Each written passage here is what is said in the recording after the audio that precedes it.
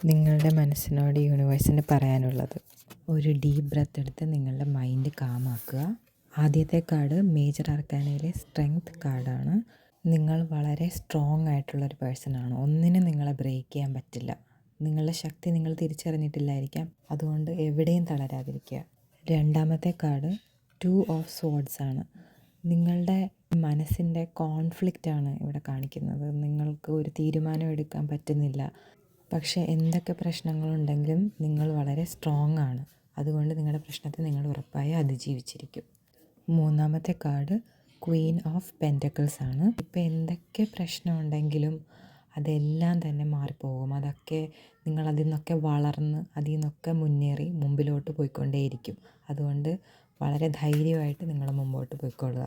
ഇനി നമ്മുടെ ഹീലിംഗ് കാർഡാണ് എ ന്യൂ ഓപ്പണിംഗ്. ഒരു വാതിൽ അടയുമ്പോൾ വേറൊരു വാതിൽ തുറക്കും. അതെപ്പോഴും നമ്മുടെ നല്ലതിന് വേണ്ടി തന്നെയായിരിക്കും. എല്ലാ ചലഞ്ചസും നമുക്ക് ഓരോ ഓപ്പർച്യൂണിറ്റി ആയിട്ട് മാറ്റാൻ പറ്റും. സമാധാനം നമ്മുടെ ഉള്ളിൽ നിന്ന് തന്നെ നമുക്ക് കണ്ടെത്താൻ പറ്റും.